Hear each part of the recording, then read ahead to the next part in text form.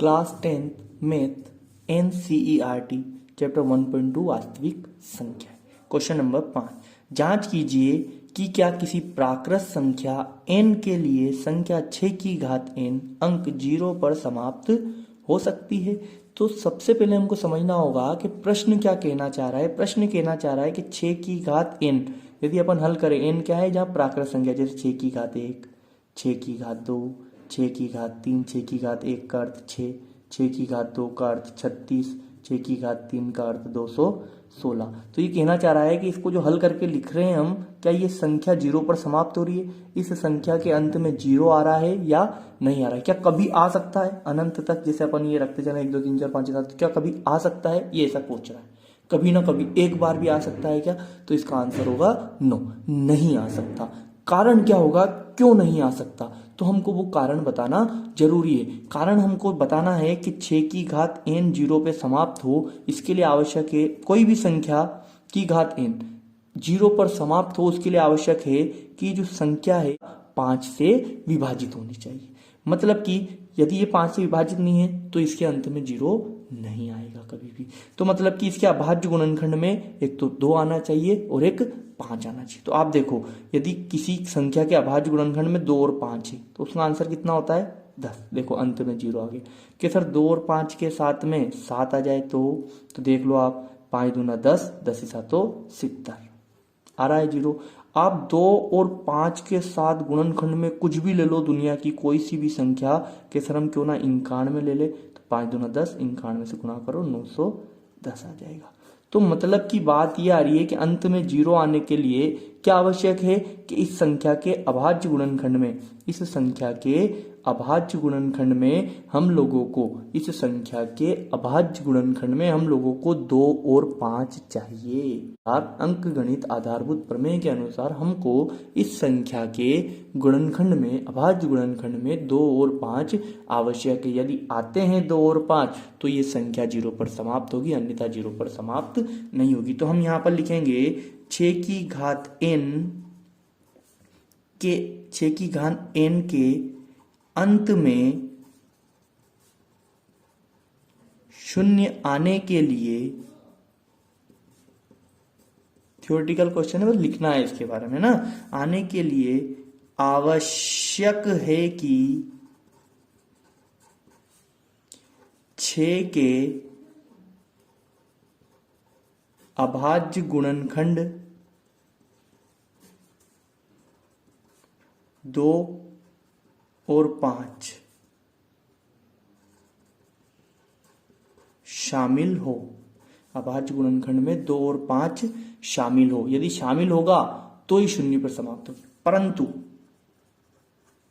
6 के हम लोग अभाज्य गुणनखंड करते हैं, 2 तिया 6, 3 एकम 3, तो 6 के जो अभाज्य गुणनखंड हुए वो क्या हुए 2 इंटू 3, इसके अंदर 5 नहीं। परंतु 6 के अभाज्य गुणनखंड में, परंतु 6 के अभाज्य गुणनखंड में 5 अनुपस्थित है। 6 के अभाज्य गुणनखंड में 5 जो है वो क्या है, अनुपस्थित है। अतः 6 की घात n अंक का 0 पर समाप्त होना संभव नहीं है। कहने का अर्थ ये, 6 की घात n का हल कभी भी 0 पर समाप्त नहीं होगा। क्यों? क्योंकि इसके अभाज्य गुणनखंड में 5 नहीं है, 2 तो है लेकिन 5 नहीं। ठीक है दोस्तों, तो आपको ये सवाल बहुत ही अच्छे से समझ में आएगा। ठीक इसी प्रश्न की तरह आपके पास उदाहरण नंबर 5 भी है, हम लोग उसको भी देखते हैं।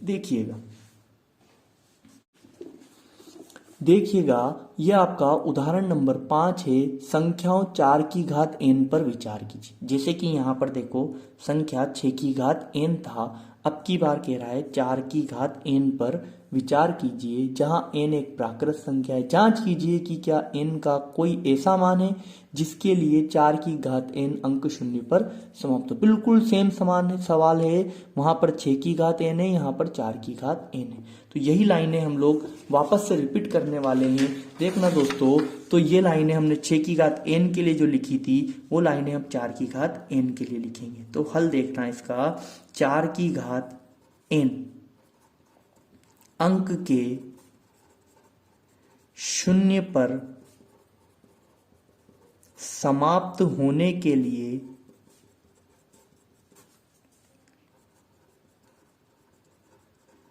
आवश्यक है कि, उदाहरण कर रहे हैं हम लोग, ये 5वां ये क्वेश्चन था और ये उदाहरण कर रहे हैं। 4 की घात n अंक के शून्य पर समाप्त होने के लिए आवश्यक है कि 4 के अभाज्य गुणनखंड में 2 और 5 उपस्थित हो।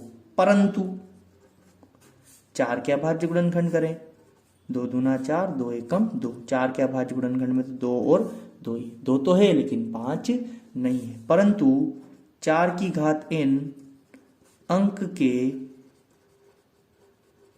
अभाज्य गुणनखंड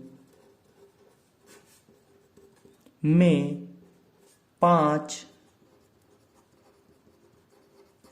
अनुपस्थित है। परंतु 4 की घात n अंक के अभाज्य गुणनखंड में 5 अनुपस्थित है। अतः 4 की घात n अंक का शून्य पर समाप्त होना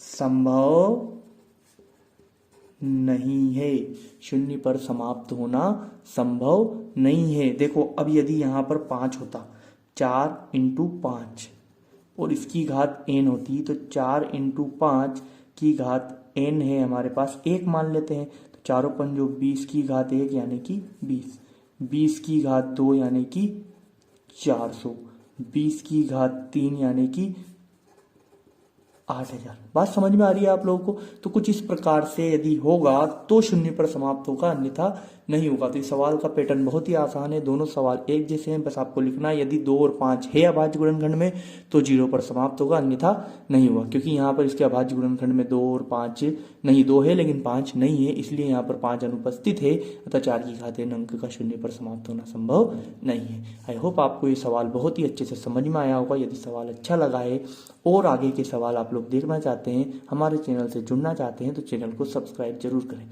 थैंक यू।